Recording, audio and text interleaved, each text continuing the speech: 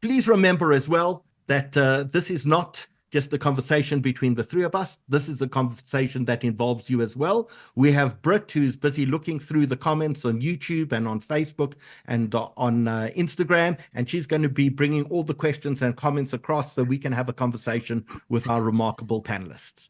But Danny, let's start with you. Give us a sense and an understanding. What is Iran? Who is Iran? I think many people would be surprised to discover that Iran is not an Arab nation. No, Iran is not an Arab nation, of course, and they're not speaking Arabic. They're speaking Persian. And again, when you ask who is Iran, I think we should ask who is the Islamic Republic of Iran, because Iran has changed during the history multiple times. And I think the last change that is also relevant, of course, to our days is the Islamic Revolution, 1979. Where Iran was controlled by a king, or the nickname was the Shah, king in Persian, that actually was toppled by a revolution that at the end of the day was headed by very extreme religious people. They had one Khomeini that actually was the Ayatollah, the great imam of this revolution, that managed to topple the Shah and to take over Iran. And Iran, since 1979, is an enemy of the state of Israel, enemy of the United States, and actually enemy also of its own neighbors, especially the Kingdom of Saudi Arabia, as we should remember that Saudi Arabia leads what we call the Sunni world in the Islam, and Iran leading the Shia world in Islam. So, and of course, traditionally the Shia are the minority. So this kind of relationship were tense in the past and very tense also in the current present. Iran has built strong capabilities since 1979, conventionally and also nuclear-wise. It has an advanced nuclear capabilities, still not having a bomb, but very close to having one. And of course, Iran has what we call the Proxy Network. And this is extremely important. Iran was able to build in the last 20 years, vast network of organizations, especially in the Middle East, from Hezbollah in Lebanon, through the Shiite militias in Iraq, and the Houthis in Yemen. Now they're very famous since the 7th of October, and managed to operate them in order to circle Israel in what we call a circle of fire without paying the price. So everything that the proxies are doing, Iran is not being accountable to, and managed to fulfill the interest without paying any price regarding that.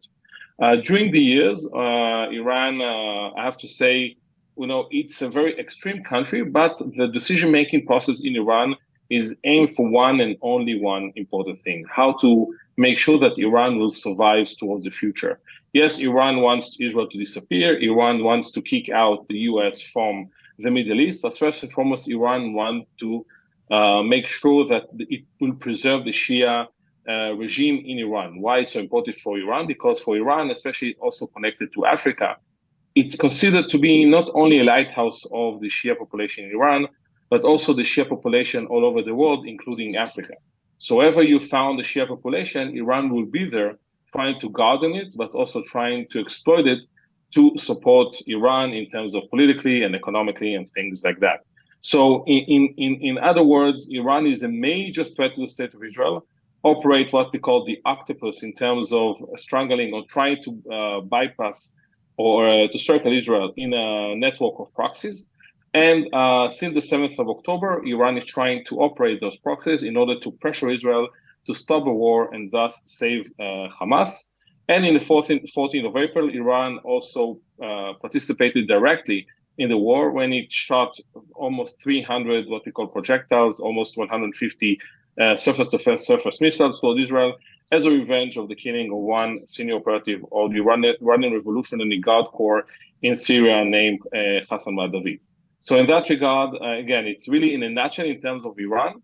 Iran has multiple faces, layers, and I think it will take probably much more than a couple of minutes to describe that. But I tried to touch in a nutshell about Iran. And of course, in Israel, we perceive Iran as the most dangerous threat to the Jewish state. So, Danny, just a bit of trivia. Mohammad Reza Pahlavi, the Shah of Iran, in fact, spent the Second World War in South Africa.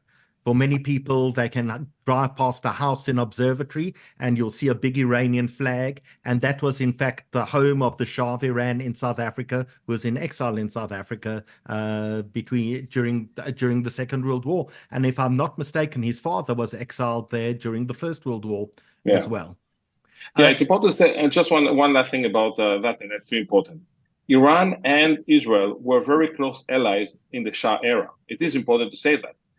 Things that altered since the Islamic Revolution, but until then, until 1979, we had the embassy in Tehran, we had direct flights between Tel Aviv and Tehran, and El Al used to fly to Tehran, and we had a very strategic cooperation, militarily, intelligence-wise, with Iran itself.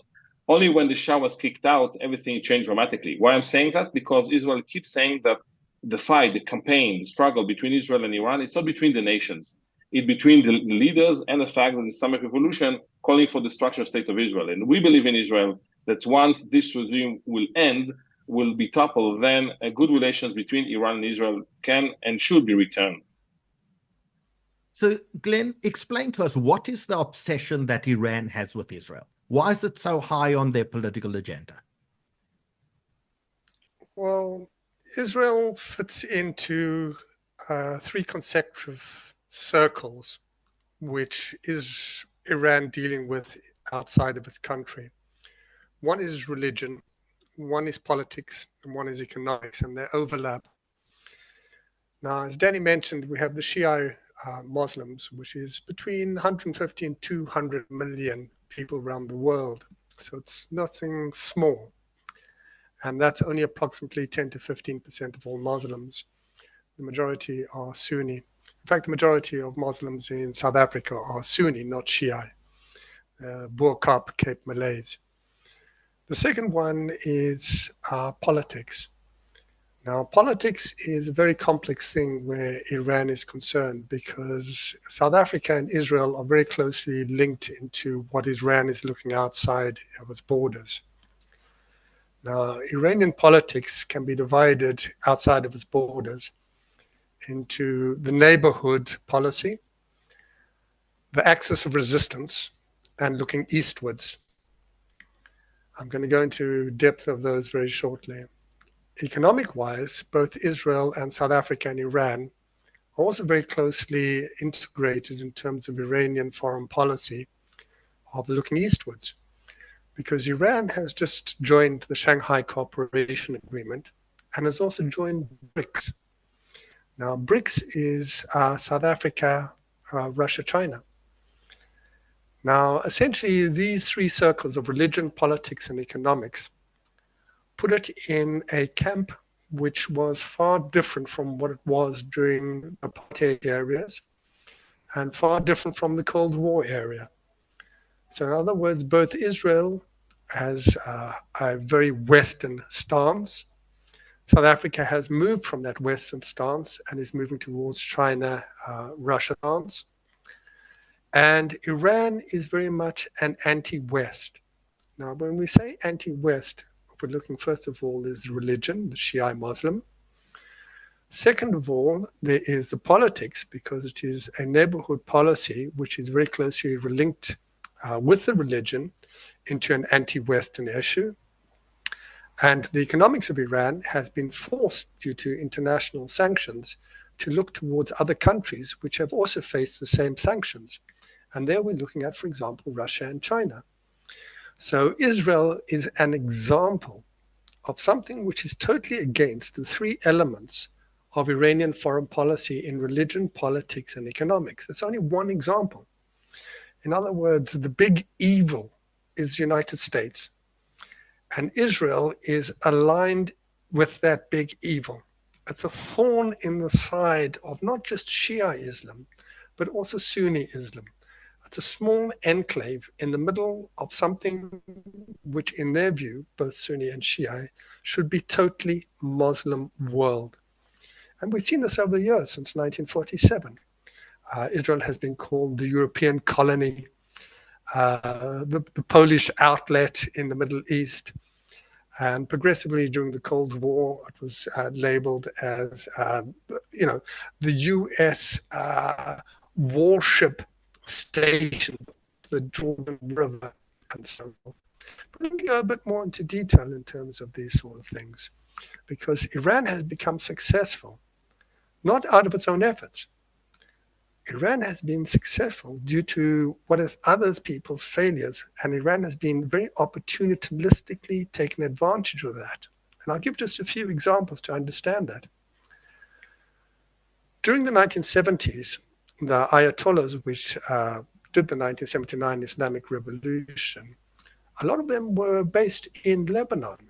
And there they formed a very, very strong bond with the PLO Fatah, who were also exiled outside of Jordan from the 1973 Black September. And so this very strong bond created something which is unusual. Why do you think that Hamas, which is Sunni, has a support of Shiite, which is Iranian? And this is looking at what was happening in Lebanon in the 1970s. So we actually find that opportunistically, Iran benefited from Israel's withdrawal from Lebanon under the Ehud Barak government. They never expected ever to have such a powerful stronghold on the Eastern Mediterranean, but that was due to the Israeli government. And it was Ehud Barak's government which also failed in the negotiations in the Second Camp David with Yasser Arafat under the Clinton administration. So opportunistically, all of a sudden, in 2001, Iran found itself having control of Lebanon and never expected to have that control. The second unexpected rise of Iran was Iraq, 2003. Never in their wildest dream, after a decade with war, between 79 and 89, that whole decade of war with Iraq, could they ever imagine they could have so much control over Iraq? But that was because America got rid of Saddam Hussein. The third opportunity happened in this Arab Spring, where all of a sudden a civil war in Syria meant that Iran was able to move in to assist its already ally, the Assad family, but in doing so had a territorial continuum from the Mediterranean through Syria, through Lebanon, through Iraq to Iran. And that also put them closer to Russia. A very close relationship developed during the civil war in Syria with Russia, which has led now to Iran providing Russia with drones, if you can imagine that. Now, where does Israel come into that? Well, Israel actually is that thorn in the side. Israel is that one last element over there on the border with Lebanon, on the border with Syria, which, for all intents and purposes, Iran would like to remove to have greater control over there. The same opportunity happened less than 12 months ago. China, and this is the economic circle, looking eastwards in terms of the Shanghai Agreement, Cooperation Agreement, and BRICS. Never in the wildest dreams could anyone imagine that China's foreign policy changed from economic globally with no strings attached politically to assist Iran in having a political whiplash with Saudi Arabia and a normalization of relations.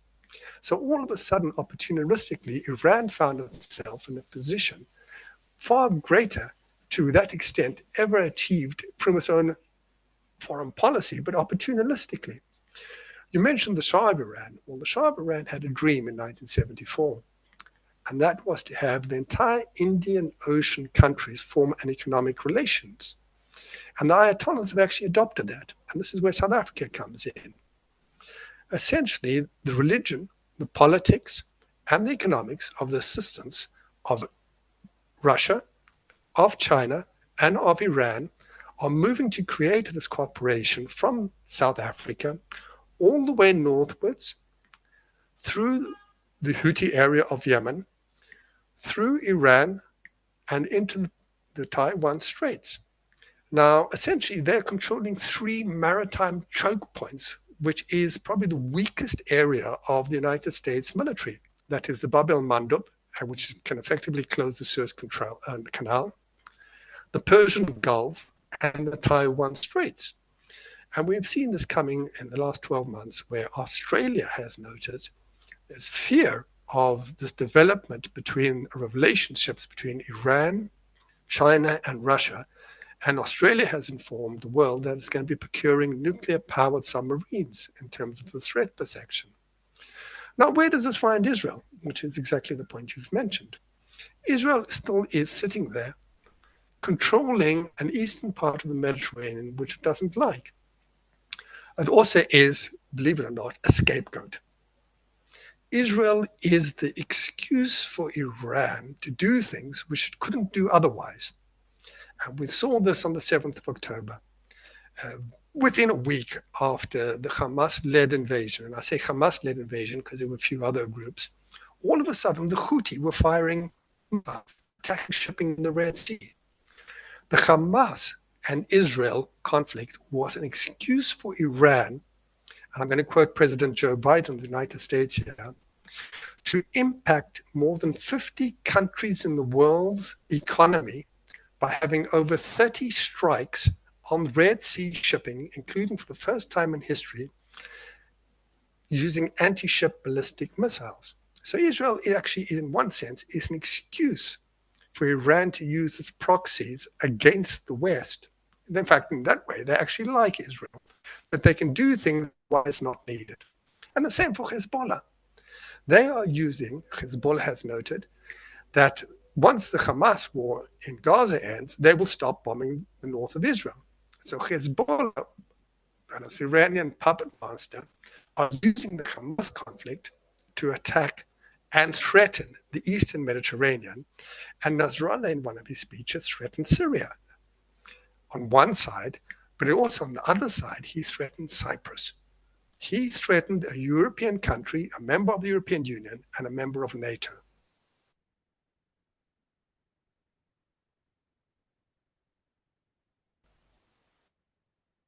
They're using us as a scapegoat. Internally within their country, they're diverting. Glenn, I'm sorry, but I'm afraid your internet connection is not stable enough and we're losing you there. Funds from away from the economy. Glenn, sorry, your internet connection, I'm afraid, is not stable. I think we've lost Glenn there. We hope he'll be able to join again. But Danny, let's turn back to you for a moment. This ring of fire that you speak about, Israel being surrounded on all sides, in essence, Hezbollah in Lebanon, you got Shiite militia in Iraq and Syria. On the other side of Jordan, you got Houthis on the southeast, you've got Hamas in the south. Talk us through this ring of fire. How does it work? Are the Iranians actually in charge of all of these proxy armies?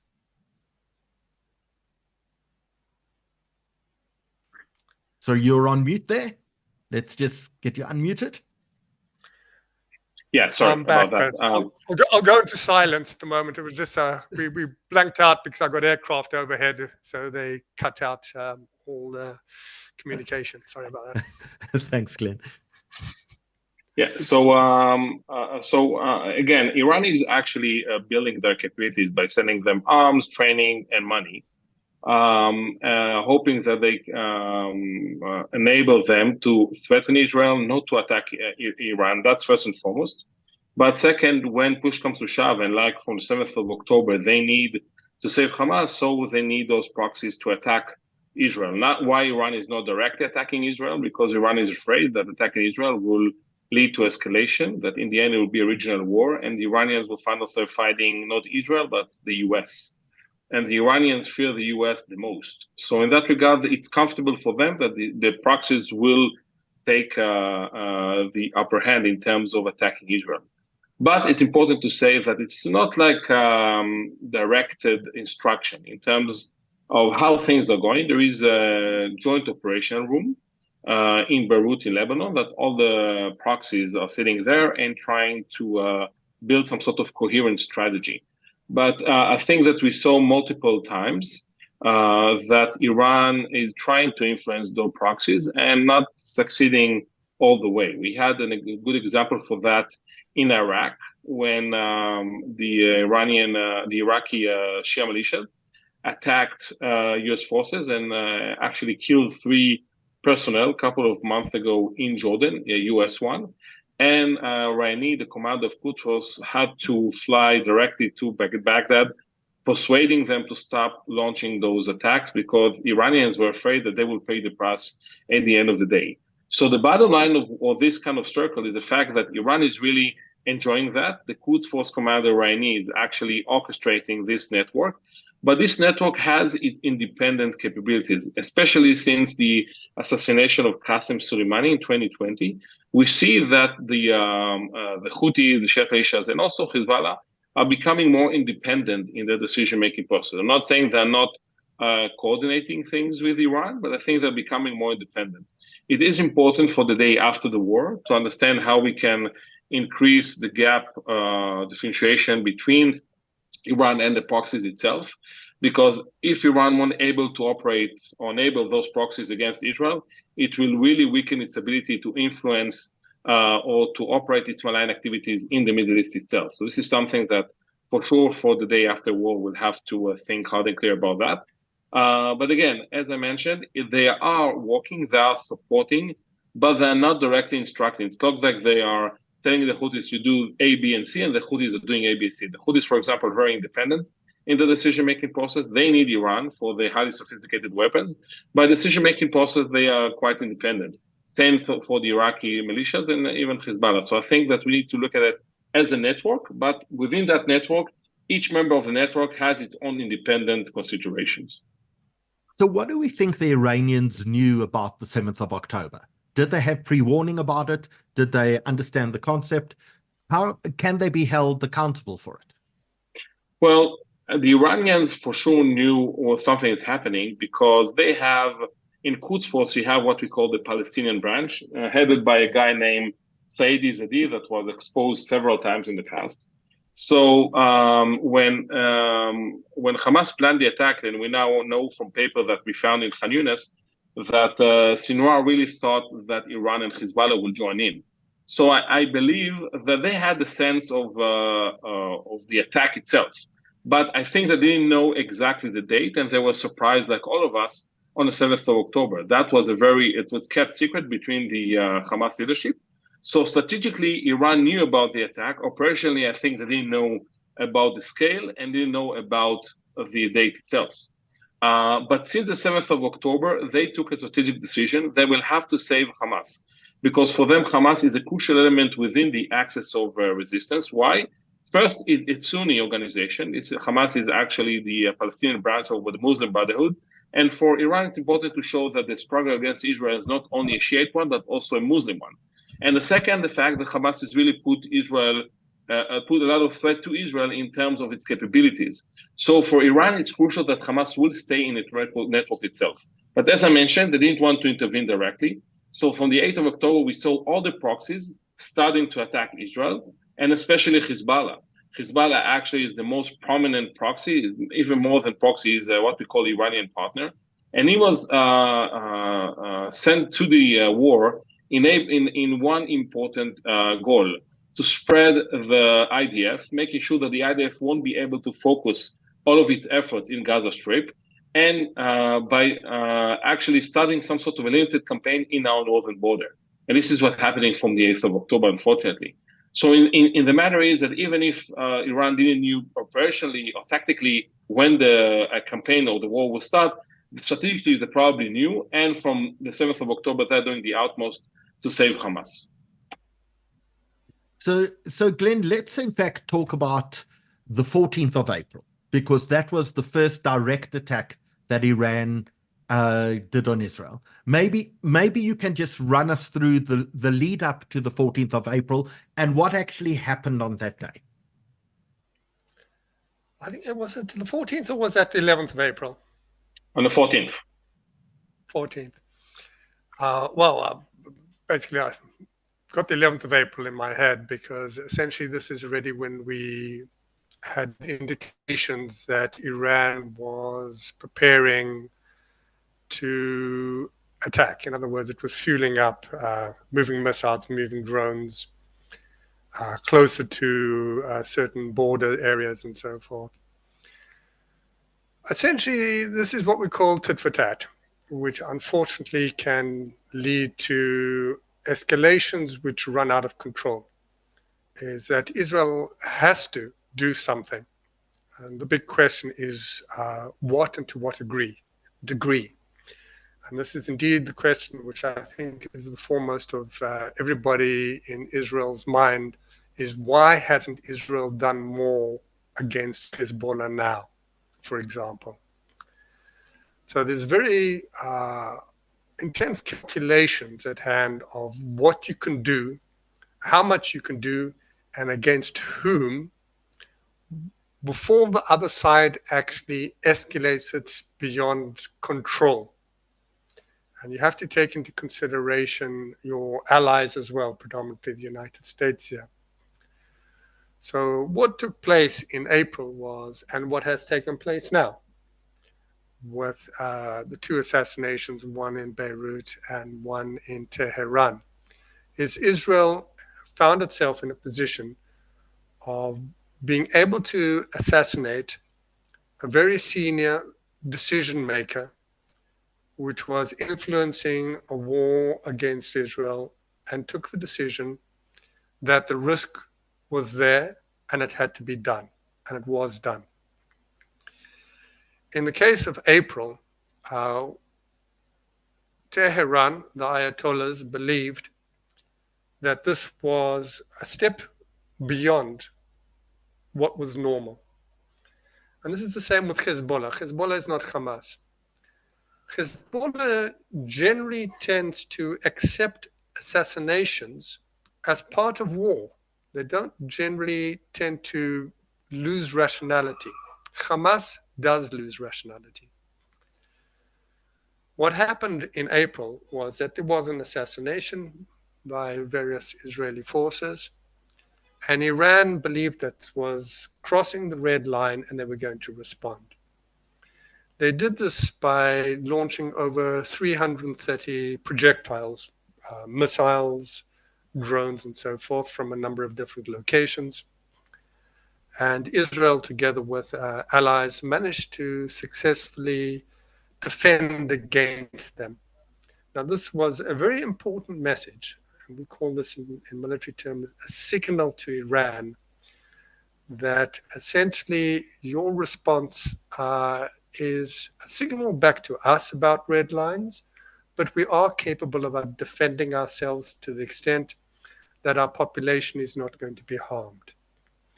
Now, we have to be very, very careful when we say this, because both Iran and Hezbollah are different from Hamas in their targeting. Hezbollah, essentially, when they do launch their rockets, tend to always state, we are aiming at a military target, and they even name it. Defense headquarters in the north, a military base in the north, because they don't want to go on the civilian side of attacks against Israel.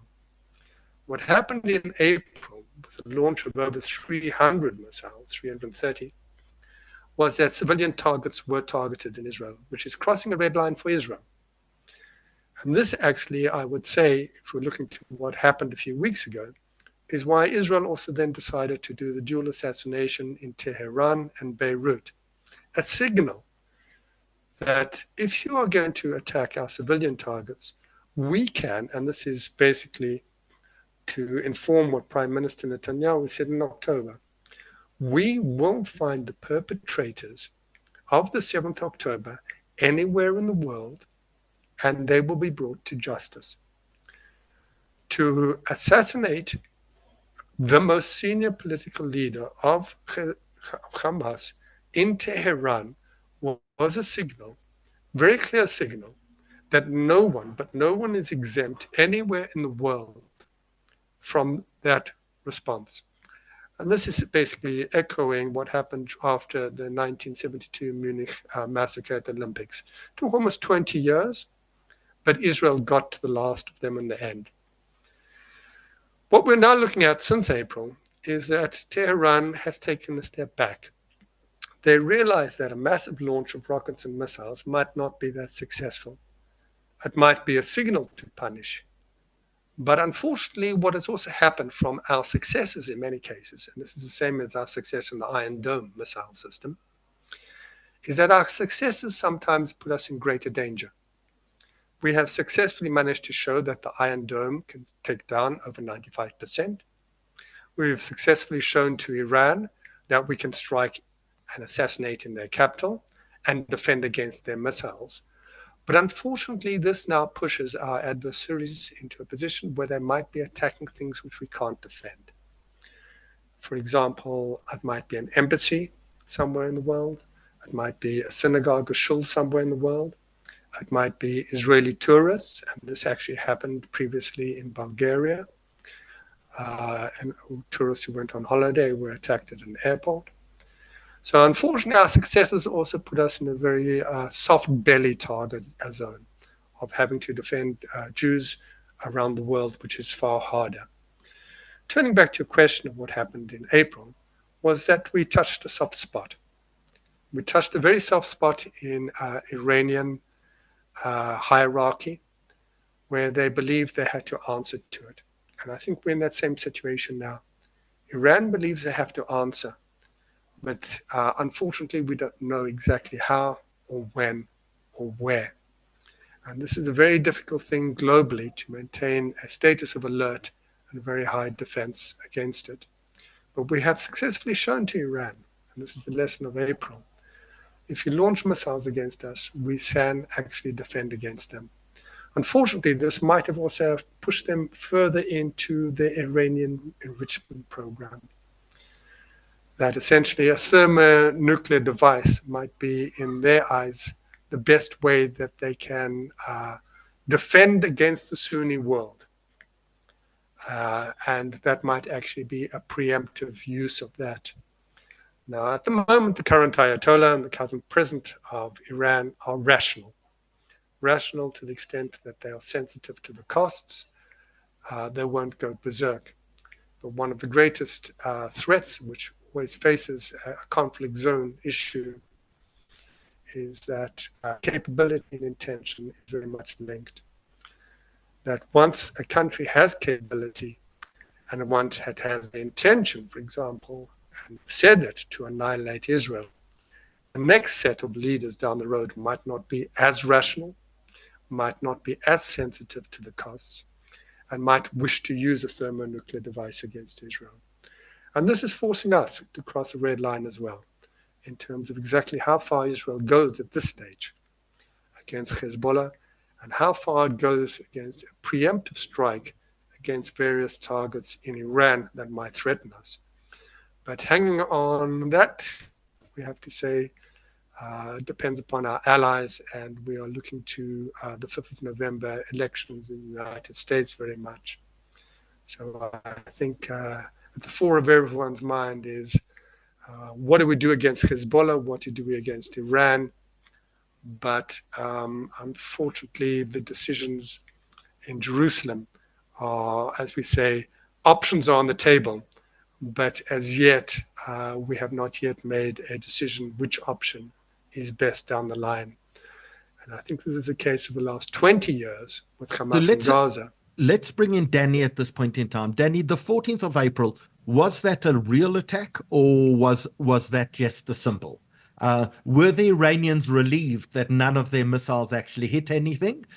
Were they intended to hit anything? And are they worried about a full escalation into a proper war between Israel and Iran? Yeah, well, I think that the Iranians are, I think they don't want to find themselves in escalation that lead into war. They're willing to do so in order to what we call balance the deterrence equation for them. For them, it's important that they will deter Israel. This is why I think they're considering to strike Israel again, because what's happening in Tehran. But at the end of the day, the Iranians don't want to find themselves in escalation in terms of a regional war that they will have to fight the US. And for them, it's a real danger for the regime itself. In the 14th of April, what they did for them, in their own view, is actually retaliating to what Israel did in Syria. Israel assassinated one of the prominent leaders of the RGC, a guy named Hassan Madavi, that was the commander of the Quds Force Lebanese and Syrian Corps. And he was a very senior guy connected from Nasrallah to Khamenei itself. And this is why they decided to strike in order to what we call balance the equation in terms of deterrence regarding Israel. Now, the question whether they wanted to hit or not, you're not firing more than 300 projectiles, including 120 missiles if you don't want to hit. But I think that the Iranians had to calculate in terms of the fact that we have a strong active defense capabilities. from the Iron Dome through the Arrow. And of course, we had a strong coalition going with us. So I think the Iranians knew that they will, I think that most of their capabilities will be shot down.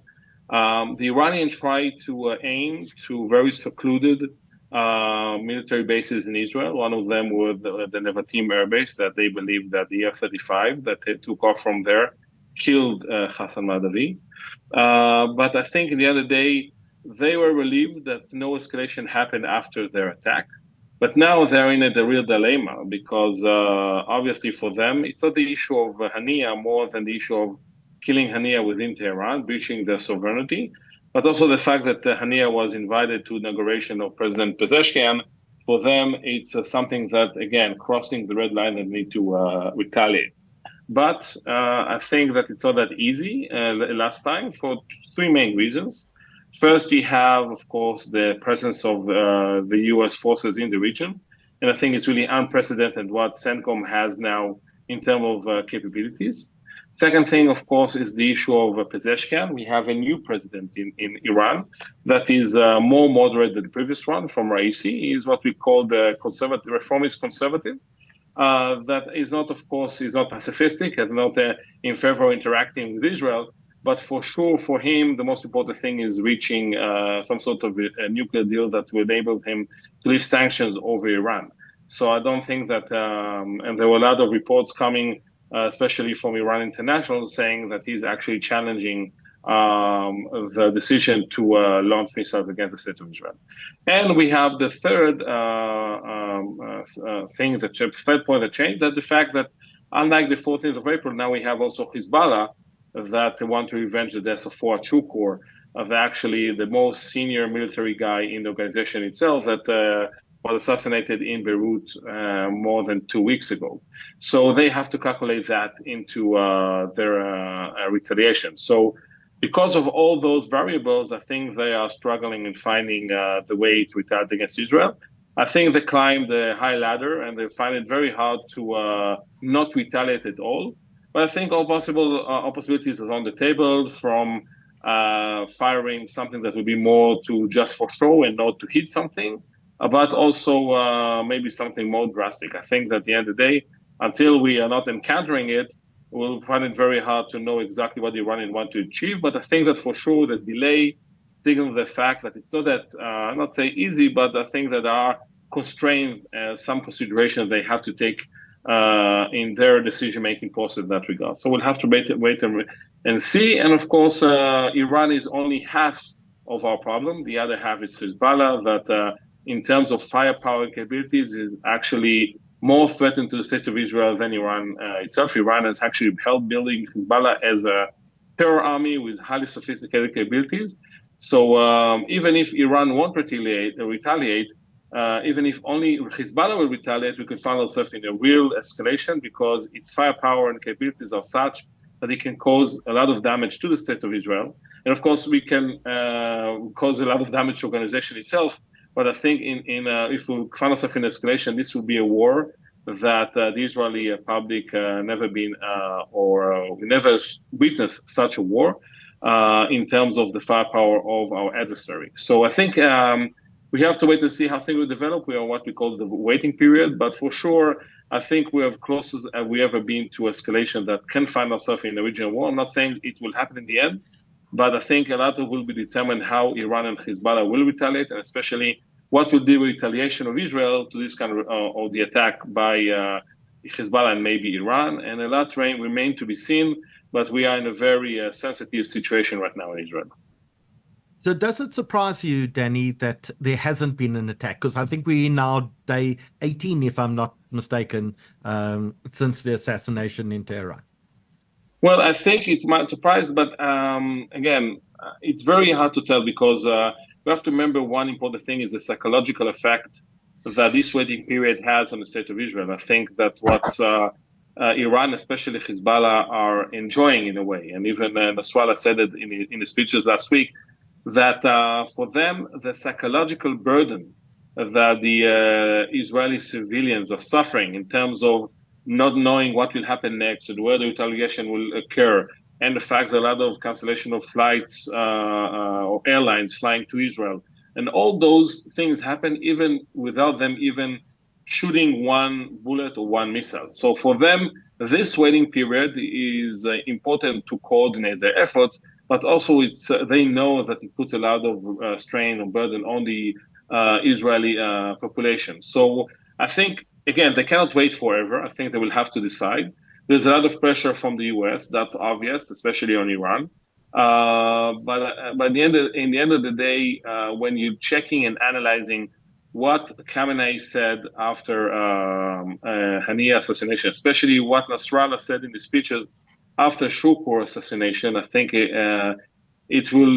I think you can assess that there will be some sort of retaliation at the end of the day, and I hope that it will able to contain it in a way that will able to use our active defense to prevent it from really causing damage to the state of Israel, and thus will help us retaliate in a way that everything will be contained.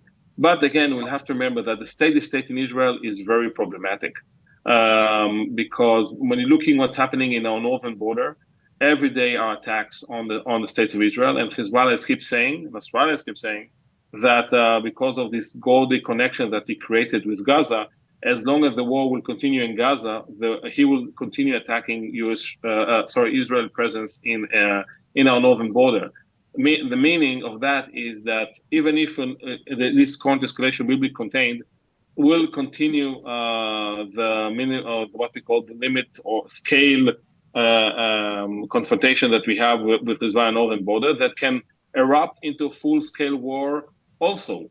So I think that some saying, it's a debate in Israel, but I think there is a debate that people are saying we need to reach a ceasefire in Gaza that will help us also prevent a war in the northern border. And some people are saying, listen, this is the best time that we will ever have to initiate a war against Hezbollah and changing the situation in Lebanon in a way that this organization won't be able to threaten Israel towards the future. And again, I don't know how things will develop from here, but for sure, what will happen in the next couple of weeks, even days, in terms of Hezbollah and Iran retaliation, will have a significant effect on the future of this confrontation, because we will find ourselves in a containment, returning back to the problematic steady state, or at the end of the day, a regional war. So, Danny, we're going to ask Glen, if he was a betting man, how he thinks that this will play out. And then we're going to come back to you, because a number of people have posted questions about should there be a preemptive strike, either against Iran or against Hezbollah. I'm going to ask you to answer that in a minute. But, Glen, I want to turn to you. If you were a betting man, how does this play out over the next few weeks? Well, luckily I'm not a betting man, and I never even thought about ever betting on the 4th of July Durban horse races, because I knew I would probably not get even R1 off the three-legged mule that I would normally have thought might have won. From a purely military perspective, the rationale is to go for the head and stop messing about in anything lower than that. By that I mean that the potential existential threat long term is the Ayatollah in Iran. So if we are going to go and have a war in Lebanon and then get rid of the Assad regime and the threat in Syria, we are basically doing a very long road that we should really just go straight for Tehran. We should get rid of them. Now, if we had to say essentially what is Israel's objective, Israel wants to have secure borders. We have a treaty with Egypt, we have a treaty with Jordan, and we'd like to have a treaty with Lebanon and a treaty with Syria. Now, the thing preventing a treaty with Lebanon and Syria is not Lebanon and Syria. That's the fact that the governance in both those countries is weak and is dominated by interference from Tehran. If we can remove that regional interference, we would have more secure borders. If we go into a war with Hezbollah, we, as in medical terminology, we are dealing with the symptoms. We are not dealing with the cause. And this goes with the same with Syria. So if I were a betting man, I'd say I want to bet in dealing with the cause, and that is regional interference from Tehran. I'm not saying that Tehran has to have a regime change.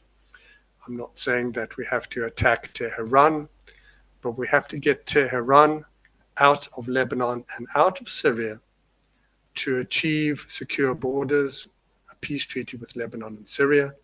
And I think that would also be a step forward in negotiation with Palestinians on the Palestinian cause, because one element of that negotiation with Palestinians is the number of Palestinian refugees in Lebanon. So I think what we have to really do is end Iranian regional interference. I think we need a very strong international coalition.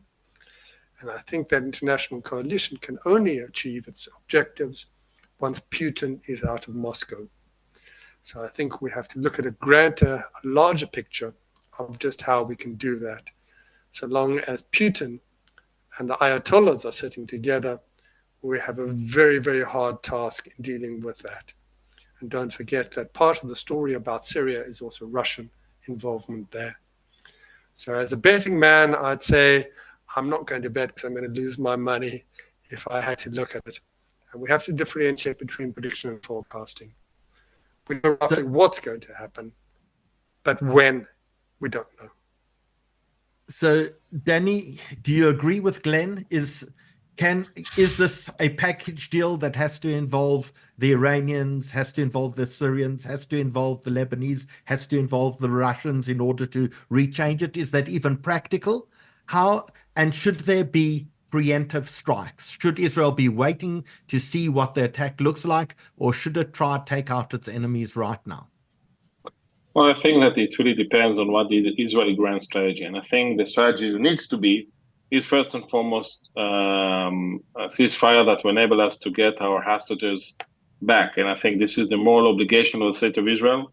People that were sleeping in their houses on the eve of the 6th of October, woke up on the 7th of October, being kidnapped, they watched families being butchered, burned, raped. And I think there's some more obligation to get them out from the tunnels of Hamas. So we have to reach a ceasefire. Now, in enhancing the current campaign that we have right now into a regional war will prevent us from achieving that goal. Actually, we'll achieve Sinwar goal that actually this was his dream, as I mentioned, that all of the proxies will join in this war against the state of Israel. And we don't want to help Sinwar.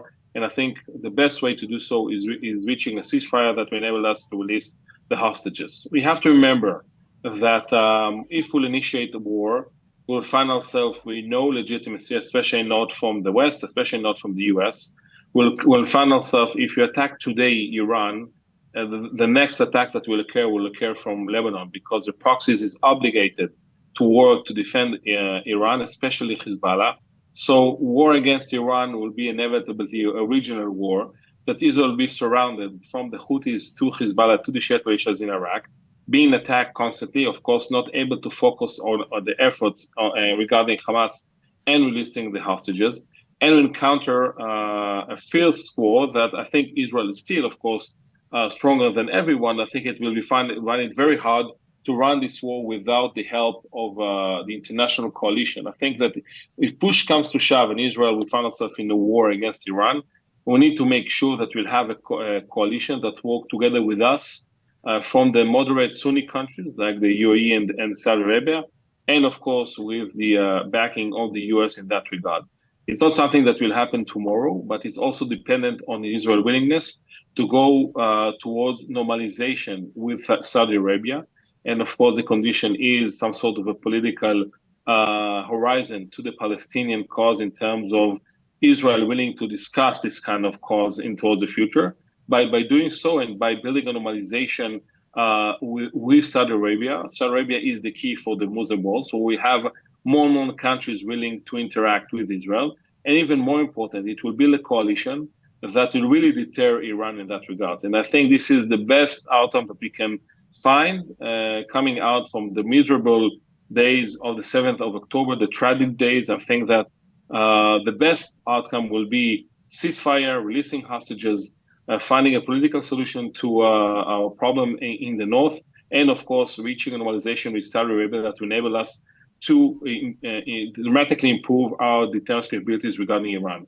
Everything else, especially if we find ourselves in a war against Iran and Hezbollah that we initiated, I'm fearing that will not have legitimacy, the international backing, and that will put us in a real danger in terms of how this war can escalate. So that's, I think, the best outcome, but let's see how things will develop in the next couple of days and weeks. So, Danny, you spoke about a coalition a few moments ago. Now, we've seen unprecedented American military buildup, aircraft carriers, the Sixth Fleet, like between the Persian Gulf and the Red Sea and off the coast of the Mediterranean. I don't think we've seen such an American naval presence out there. Are we likely, if Iran does attack, are we likely to see the Americans joining in a reprisal? I know a day or two ago, I think Netanyahu spoke about the French, or Yair Katz spoke about the French, and the French said, you shouldn't be speaking about this now. What is it practically likely to look like if Israel is attacked? Who will join in on Israel's side? Well, I think that when the question is why the Americans sending these kind of capabilities, and I think it's really tremendous, and I think the staggering number of ships, airplanes are in CENTCOM area of responsibility is really fascinating and dramatic. And I think it goes to two main reasons. The first one is really the obligation of President Biden to the safety of the protection of the state of Israel. I think that he is interested in defending Israel. He sees that it's a historical obligation. And I think this is one reason. The second reason, the fact that I think the Americans want to deter Iran because they assume that if regional war will occur, the chance of reaching a ceasefire will be dramatically limited. So I think they hope that this kind of deterrence can deter Iran not to attack Israel, and maybe pressuring Hezbollah not to attack Israel again. And the third thing, I think that they're hoping that this can, if Iran will decide to attack, I think that they're hoping for duplication of the 14th of April, when they managed to, together with Israel, to foil the Iranian attack. I think that this is what they're trying to do. Now, if push comes to shove and this attack will happen, I don't think that it's the American administration interest, especially before the election, to escalate things into a regional war, that they will attack Iran. I'm not saying it won't happen, but I think first and foremost for them, it's preventing a war, not initiating a war. So I don't think that we should build on the fact that they are present in the Middle East, that they will back Israel in every decision that Israel will take. I think that they are truly hopeful that they will be able to prevent or worst case scenario limit the Iranian attack, and thus enabling Israel to strike in a way that it will contain the situation and will allow the most important thing on the administration view, reaching a ceasefire with Hamas that is actually the key for decreasing the tension also up north, of course, releasing the hostages, and maybe initiating or building the platform for normalization between Israel and Saudi Arabia. I think that's what the purpose are, and I think that for Israelis, we tend to forget how important is the backing of a major superpower like the US. I think it's from the 7th of October when President Biden said the famous don't, that was crucial for the Iranian and Hezbollah decision not to intervene directly into war.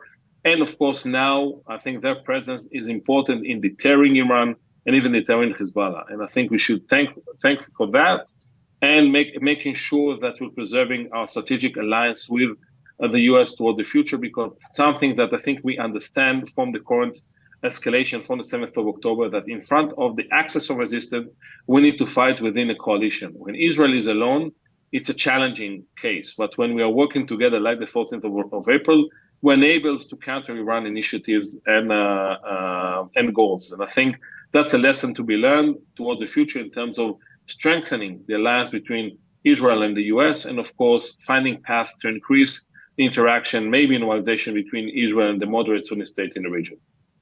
So, Danny, I have to ask the unfair question, but Jay keeps on posting the question, so I feel like I have to answer it. I think Biden has proved a remarkable supporter of Israel. And despite the little tiffs that have happened between himself and Netanyahu, Israel could not have asked for a better backer than Joe Biden since the 7th of October. And I think the military hardware shows this. Are you concerned about the American elections? And if you were in Jay's position, and I think she's in America and voting, which way is best that people vote for Israel? Well, I think that one thing Israel shouldn't do is shouldn't intervene. I think that it's a bipartisan issue the Israeli support, and we should preserve it like that. We shouldn't support not President Trump and not candidate Harris in that regard. Again, I think that President Biden was an excellent president for the state of Israel. And I think that if we preserve the Israeli issue as a bipartisan issue, I think that it will be important because I think both administrations will support the state of Israel. I think on top of that, it is important to say that when we are, President Biden is a part of a generation that from the 60s and 70s watched Israel really building itself. And I think that the obligation for the state of Israel was very, very strong. As we're getting far away from this generation, and I think there'll be challenges within the U.S. on the issue of Israel in terms of whether it's bipartisan or not. I think we should work harder as the state of Israel, making sure that this support was being presented, meaning that we should, I'm not saying that we should adhere to everything that U.S. wants from us, but I think we should keep any discussion or any negative discussion behind the scenes, not making any problem public in that regard. And I think even more than that, I think we have to preserve the strong military cooperation that we have between the IDF and CENTCOM in that regard. I think we should work harder making sure that we're preserving that platform. Again, I think that if Vice President Harris will be elected or President Trump, I think both of them will support the state of Israel. But again, as we are fading away from the previous generation of, like President Biden, I think we should work harder to gain that support and should do the utmost, making sure that we're preserving that. Because our enemies, and that I think is important to say, our enemies are hoping that there will be a gap between Israel and the U.S. They are hoping that Israel won't support the U.S. They are hoping that Israel will be isolated.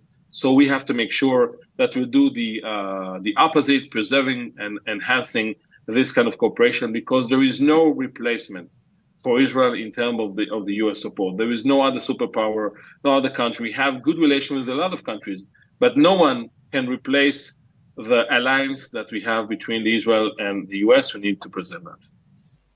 So we've got about 15 minutes left of our webinar. If you haven't had your question answered, please may I ask you to post the question on Zoom, on YouTube, Facebook, or Instagram, and we'll make sure it's brought across. And I'm going to ask our guests to try and be as short as possible in answers so we can get through as many questions as possible.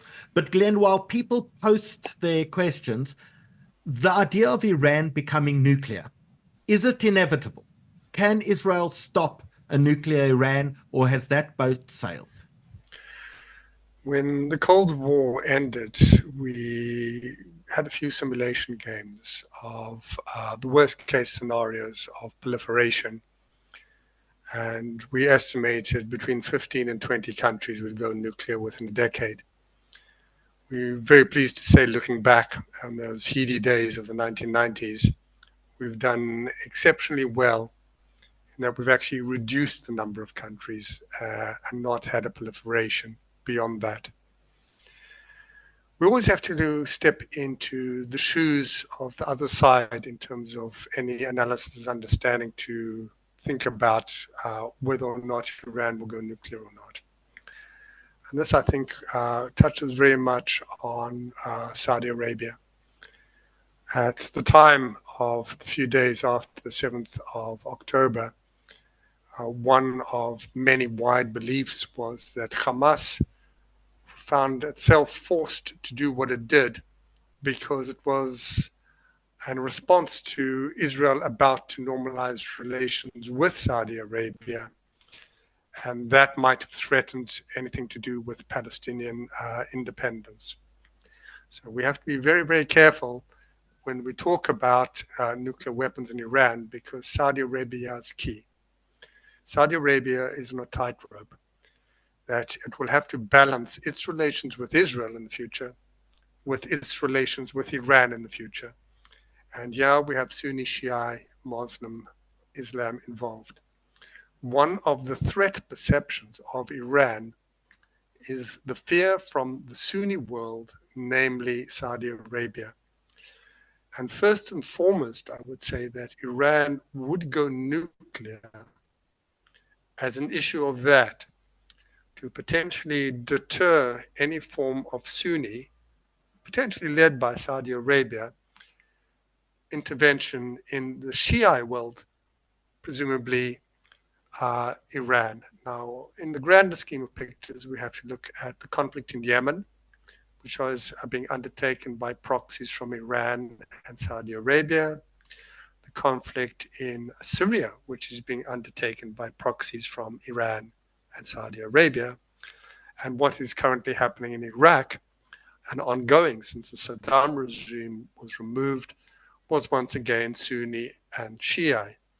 So the threat perception, if we had to stand in the shoes of Iranian military and political leadership, is the threat perception of the Sunni world against the Shia world, which might force them into a position of announcing or testing a device in their own defense and deterrence. Israel, I would say, is lower down on the issue, as is the United States. Now, we have to get into those shoes of Saudi Arabia as well, that if Iran had to potentially announce that it had a nuclear device or test one, what would Saudi Arabia do? Would it go down the same line? And we have to look into things which we've known since the 1990s. There is the option of Pakistan providing a bomb off the shelf or an umbrella to protect, where Saudi Arabia-Pakistani relations would come in. So we're looking at a very, very complex issue here in terms of uranium enrichment and defense and deterrence, where Israel and the West is only part of that. Now, what would be the turning point? This is very, very complex because it also relates to economics. To what extent would the Ayatollahs feel that they are lost it economically, that there's going to be civil unrest? To what extent is the human rights in their country a threat? And we're looking at the nurses are on strike right now in Iran. To what extent can they actually hold their own country? And don't forget, we turned to your very first question over an hour ago, is Iran is not an Arab country, it's a Muslim country. And Shia Islam has only come there officially since 1501. That's actually very relatively new. So we have to look at a very complex issue in terms of the relationship between the individual Iranian, the state which is actually choking them economically, and the threat perception of the Shia Muslims, even individuals, against what is happening in their religion worldwide. It's very complex to actually come with a precise answer to what would force Iran into a position of even declaring the fact that it has some sort of capability to have a bomb and use it. And this is, I think, an issue why both Israel and the Western countries involved in the region don't want to push Iran into that position of being threatened to that extent. So Glenn, I've got about 8 questions, so I'm going to limit everyone to 20, 30 seconds per answer. And let's, Danny, turn on your microphone because you're first on this one. First question from Paul says, how can we say Biden's been good for Israel? He withheld weapons from Israel. Does that not mean he's an anti-Zionist? No, that's not that he's a Zionist. Well, there was 3 events in the 7th of October when we needed the U.S. After the Hamas attack, the 14th of April Iranian attack, and now the possible Iran and Hezbollah attack. And that were the U.S. proof its support to the state of Israel, but doing the utmost to protect the state of Israel. Yes, disputes can happen, and there will be dispute between Biden and Prime Minister Netanyahu, And it's obvious that I'm not sure that they are funding each other, and I think that they're all personal disputes between themselves. But on we have to look at it on a strategic level. When we needed the US, we needed their support, from weapons to political support on the UN and other venues. They were there to our help. I'm not saying we should remember that the US has its own interests. They're not obligated to work only by the Israeli interests. So in that regard, for sure, there are disputes. But on the larger picture, on the grand scheme of events, when we needed the US support, they were there to our help, and we shouldn't forget that. Not today, and especially not towards the future. Glen, Jay wants to know, what's the Iranian economy like? Is there a chance that, in fact, the people of Iran will rise up and overthrow the Ayatollahs? It's not that bad. In the global ranking of schemes, it's number 34 in GDP. And if you had to compare that to a European country like Denmark, which is 37. So it's actually not too bad. South Africa is 40. So in other words, the Iranian economy is actually doing better than both Denmark and South Africa. Okay. Dennis wants to know, is Israel's deterrence against Iran, if in fact Israel is attacked, does Israel take out Iran's nuclear program, its ports, its oil refineries, and its oil wells? Is that Israel's response? And what damage does that do to Iran? Well, we don't know. It really depends what Iran will try to do. But I think the end of the day is also connected to what Israel wants to achieve. Because if Israel will decide, given the Iranian attack, to attack its strategic capabilities like the oil refineries and nuclear side, then for sure we're talking war, because the Iranians will react and Hezbollah will react and fast a regional war. So if Israel wants to find itself in a regional war, we should try to strike that. It will be hard operationally, but maybe manageable. But the problem is not the problem is also the attacking, the operational, the activity, but also the strategic consequences of that. So it's really dependent on what Israel wants to do. And I don't think that for now, I think Israel is highly focused on the Gaza, on the Palestinian arena. So I don't think, again, depending on what Iran will do, but assuming that we're able to foil most of the attack, I don't think that we'll be eager to expand it into a regional war. So, Glen, is South Africa a proxy of Iran? Has South Africa acted as Iran's proxy in taking Israel to the International Court of Justice and the International Criminal Court? Is South Africa acting as Iran's proxy, or is that the South African government's will? We have to differentiate between various political parties and the various systems in South Africa and the various government offices. The ANC-led government has progressively moved away from the West. As I mentioned, that there have been very attractive offers to ANC leadership to undertake certain things in the individual role and not in the benefit for South African citizens. And this is not just by Iran. And I do believe that certain ANC government officials have undertaken those certain things outside of the good interests of South Africa and South Africans as a whole. And taking Israel to the courts in The Hague is indicative of that. And I think this relates to, as we would say, a trade-off of personal benefits in relation to Iranian membership of BRICS in return for assistance in the last general elections in South Africa. So without mentioning names and specific details, I think that, yes, there are certain ANC leadership who have acted in their own personal interests as a proxy of various other entities, for example, Iran, Hamas, Hezbollah, and also others which are not related to the topic of this program and not in the interests of South Africa and South Africans at large. Danny, I think people on the show think that we can't allow a former major of the IDF to go without answering some military questions that have nothing to do with the topic at all. So can I try you on two and see if you're willing to answer? Question number one is, number one, why has Israel not yet found Sinwar? And question number two is a negotiated ceasefire and the release of the hostages actually possible? We seem to have made some progress last week, although Hamas denies it. Is there a possibility that they can, in fact, reach a ceasefire agreement?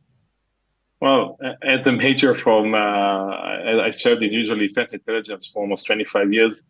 So I can say that Israel intel capabilities are very extensive, enhanced, and I think that even during this war, you're able to see the examples of that. Unfortunately, on 7th of October, there was a major failure in terms of that, but I'm sure the IDI will understand and will analyze why and how it failed, and I'm sure that they will amend that towards the future. In terms of Sinwar, we have to remember a couple of important things. He's actually deep inside the Hamas tunnels. Maybe people are saying in Gaza, some people are saying in Khan Yunis. We don't know. The problem that I think we were surprised how extent the tunnels are, and it's very hard to find all the tunnels, and within the tunnels themselves, all the path going from the one tunnel to the other. And I think is a huge challenge, and we didn't find the tunnel of Sinwar yet. That's one thing. And the second thing, we have to remember that we're reporting that Sinwar is actually protecting itself as using the hostages as human shield. So even if we'll find Sinwar, it will be a dilemma what to do, because the last thing we want to do is to kill our own hostages. And the last thing, I think that Sinwar is a very smart guy. And the Olado's reporting also the fact that only small number of people really know where he is. So it's very hard from creating some sort of an intel tracing capabilities if he has such a connection to the outside world in terms of basing itself or relying only on a couple of people. So it's very hard from them to find out where he is, especially when he probably deep dive in the tunnels that goes a lot of meters down in Gaza itself. So it's a major challenge. Israel proved in the last couple of months that it's able to find Hamas leadership. The last one was Hamas, actually the head of Hamas military wing, Mohammed Dev, that was, we managed to kill him in Khan Yunis. So I'm not saying that there is no hope finding Sinwar, but it is a challenge. That's regarding that. Regarding the possibility of reaching a ceasefire, yes, there is a possibility because the sides are gone closer, but it actually will have, both sides will have to take strategic decisions in that regard, because despite the advancements that are being made in the last round of talk in Doha, it's obvious that Israel will have to probably forego its willingness to control the Netzarim corridor, and probably some sort of let's say preserving the capabilities in what we call the Philadelphia corridor or crossing, because at the end of the day, Hamas demand in that regard that the IDF will have to retrieve its forces if and when there will be an agreement. On the other side, regarding Hamas, it's obvious that Israel insisting on the fact that it will have the ability to return back to war if the second stage of the releasing of the hostages will fail. So in that regard, if Hamas won't be able to accept this condition, on the other side, if Israel will continue insisting on staying in the Netzarim corridor and in the Philadelphia crossing, then there won't be a deal. But if both sides will find a way to show some sort of compromise in terms of compromising on that, I think maybe there will be an agreement. But as I mentioned, I think the bottom line of things is important. With an agreement like that, a ceasefire agreement, it will be a key for probably stopping the war or the limited war right now in the northern border and really easing down the tension in the region. Without that, the war will continue. Israel will continue to attack Hamas, or won't stop.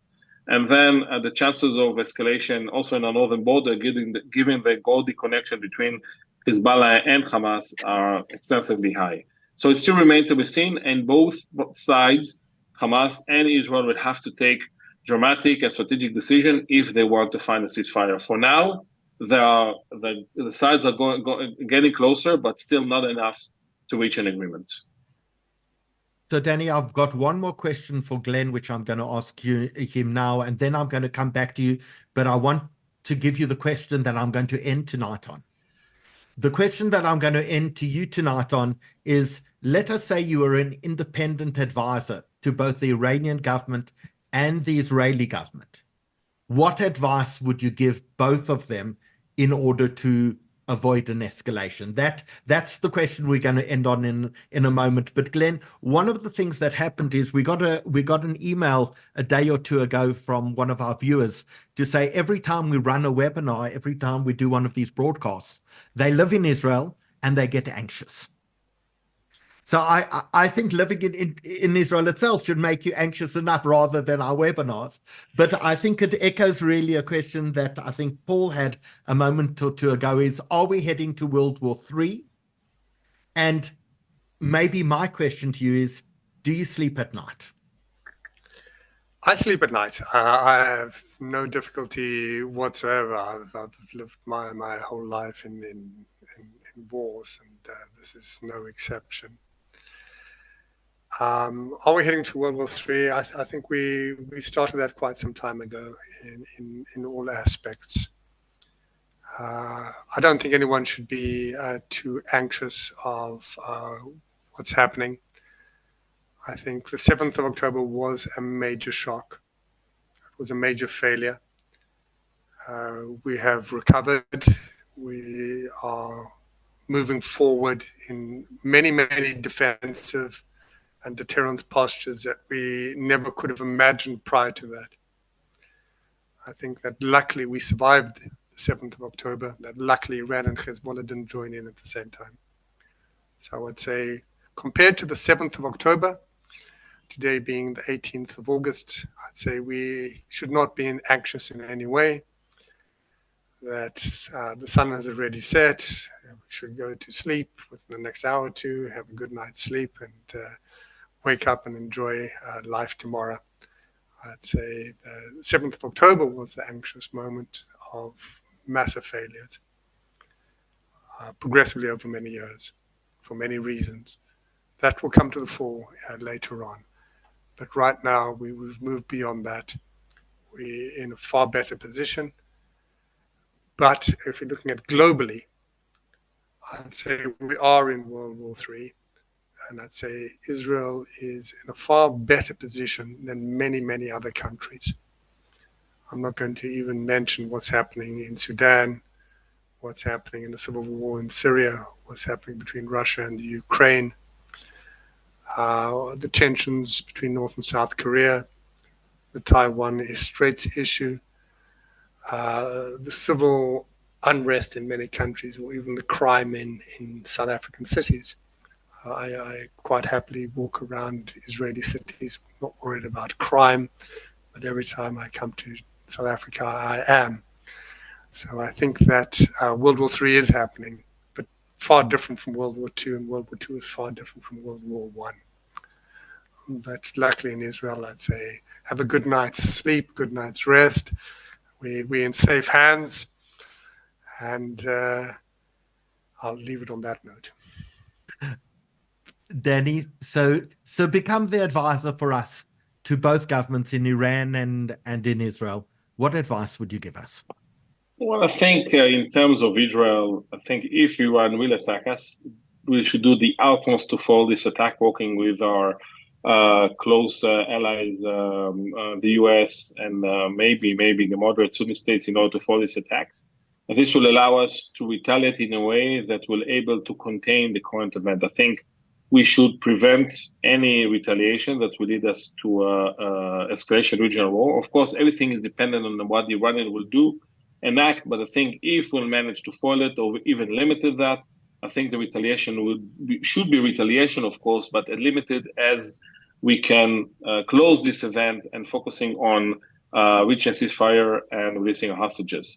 In terms of Iran, I think that the best recommendation I can give them is don't launch those missiles, because at the end of the day, a lot of miscalculation can happen. They can launch missiles that in the end of the day can fall in places that they're not intended to fall, or something could happen along the way that will they will fall in a way that I think maybe will force us to react. We can aim to a military base, but you can hit civilian infrastructure. So in that regard, if the Iranians will decide to launch those rockets or missiles, they're entering themselves, pushing themselves to a miscalculation venue or sphere that they don't know what the outcome will do. So my best offer for them is don't launch it, because at the end of the day, you can find yourself in a war that you don't want to encounter. In that regard, and I think that the current Iranian president has initiative or willingness to reach some sort of a deal regarding Iran's nuclear capabilities in terms of lifting sanctions. For sure, a regional war won't help this kind of willingness or endeavor by the Iranian president. So this is, if I could offer them my suggestion, is don't launch, because then you are losing the ability to control your faith, in so many words. And let's hope that they will listen to that, will not retaliate, or retaliate in a way that will be able to foil that. And from there on, everything will be contained, hopefully reaching a ceasefire. The most important thing, releasing the hostages, and then common situation and rebuild Israel army. And I think that's even the most important thing in terms of releasing our hostages. So we've come to the end of tonight's broadcast. I want to thank our two speakers who've just been so remarkable and so insightful, trying to explain to us a conflict that is far away. I think many of us understand what's happening in Israel, but few of us understand what's happening in Iran. And it's just been so enlightening and amazing to be able to share that tonight with both of our experts and the thousands and thousands of people who've watched us across YouTube, Facebook, Instagram, and Zoom. As people thank you tonight, and they will in the comments as we speak, there was one last question that came in, and that is, in 12 months' time, will Israel still have the same prime minister? Glen, what do you think? The way coalitions work in Israel is a bit of a round table sort of thing. So even if we don't have the same individuals, we're still going to have very similar coalitions. That essentially the religious parties will be the ones which are small but will be controlling influence more than the large parties. And even if Bibi's not the prime minister, we'll have a Bibi type person as prime minister. So I don't actually expect, we haven't had elections for a while. So this is actually something on the cards. This is very unusual for Israel that it's over a year we haven't had elections. So we must have elections soon, or else we feel that we're not being too democratic. But who wins that? I think we're going to go down probably another round or two of trying to form coalitions. And it's no secret, I vote for a party whose slip of paper is Gimel. I vote for the Lithuanian rabbis, the Agudat Yisrael party. So as far as I'm concerned, they will always have a good say, being a strong Lithuanian Jew by heritage, and I don't care about left or right. That's my view on Israeli politics. Glen, you absolutely terrify me.